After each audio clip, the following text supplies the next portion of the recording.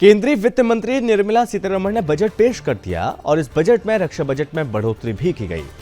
लेकिन एक समय ऐसा भी था जब देश के पहले प्रधानमंत्री जवाहरलाल नेहरू की सरकार ने रक्षा बजट कम कर दिया था।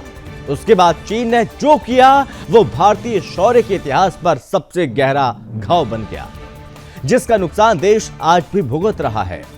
रक्षा बजट में कटौती नेहरू की ऐसी गलती जिस पर चर्चा बहुत कम हुई। जब चीन और भारत के बीच तनाव के हालात थे, तब नेहरू ने 1959 के रक्षा बजट में कटौती की थी। इसके 3 वर्ष बाद भारत चीन युद्ध हुआ। भारत ये युद्ध बुरी तरह से हार गया। 1959 के केंद्रीय बजट में रक्षा क्षेत्र में 25 करोड़ रुपए की कटौती हुई थी और इसके अलावा केंद्रीय बजट में 82 करोड़ रुपए की कटौती की गई थी।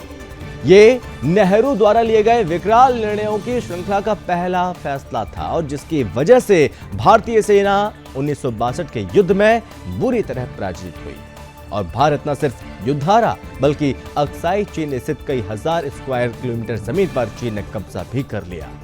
नेहरू की अगुवाई वाली तत्कालीन सरकार को चीन के हमलों को लेकर कई चेतावनी मिल चुकी थी।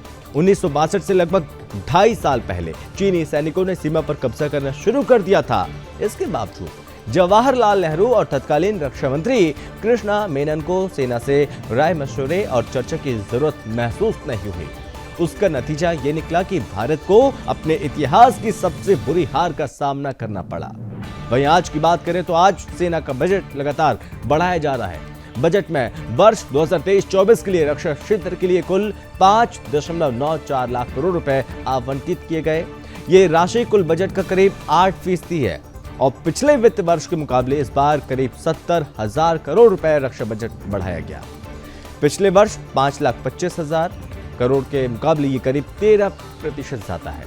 वित्त मंत्री के मुताबिक रक्षा क्षेत्र को आवंटित बजट में से 1.62 लाख करोड़ रुपए हथियार और गोला बारूद खरीदने पर भी खर्च किया जाएगा। 2,70,000 करोड़ रुपए जवानों की सैलरी और उनके लिए जरूरी संसाधन जुटाने पर खर्च होंगे। इसके अलावा 1,38,000 करोड़ रुपए की रकम सेवानिवृत्त सैनिकों के पेंशन पर खर्च किए जाएंगे।